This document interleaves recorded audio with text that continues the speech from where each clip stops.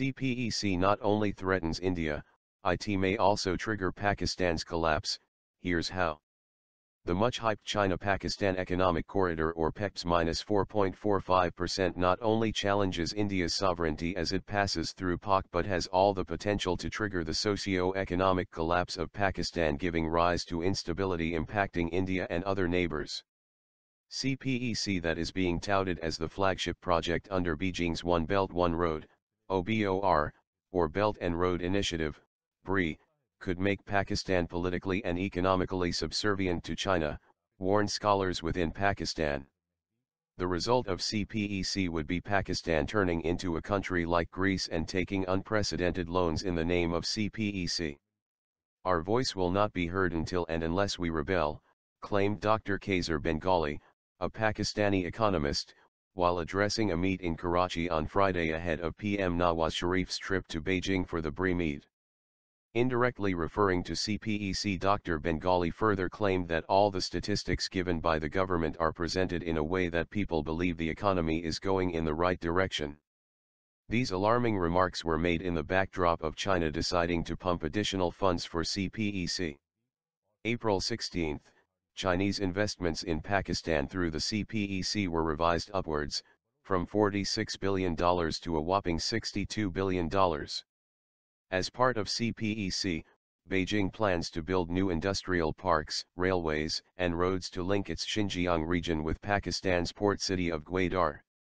But instead of giving cause for celebration, the colossal Chinese investments heading to Pakistan have sparked massive protests from locals and environmentalists. Instead of opting for cutting-edge technology, the Chinese, as part of Cpec, decided to build power plants in power-starved Pakistan to produce 10,000 MW electricity but using obsolete technology. A Pakistani scholar who did not wish to be identified told ET that Cpec would establish China as a neo-colonial power, making Pakistan as its province. China's overcapacity in cement, glass, steel, and manpower is being poured in OBOR, including Pakistan. Cpec has become the convenient way for China to deploy its excess manpower abroad. Is this what is called all-weather friendship, or is it a means to mortgage tomorrow's future? By exporting laborers and raw materials, it is another convenient way for China to keep its air clean. This is sort of reverse colonization as feared by African countries few years back. Pakistan's benefit from Cpec is not yet clear, except the fact that the country's economy will further burdened with high-interest loans, alleged the scholar. The rate of interest for Chinese-funded projects under Cpec is as high as 8%. In a recent article in the Central Asian Caucus, analyst, Mushtaq Akha, head of the Department of History, Maulana Azad National Urdu University, Hyderabad, wrote, "The project faces several inextricable challenges and threats ahead of its completion in 2030. Pakistan is currently unable to repay the Chinese loan due to its steeply soaring trade deficit, $28 billion by June 2017, and national and international debts, $73 billion respectively in 2015. China will benefit more from the project than Pakistan, because China is lending Pakistan for construction, but the works will be executed by its own companies and workforce. Most of the lending is on commercial terms, including overhead charges on debt service and loan reinsurance.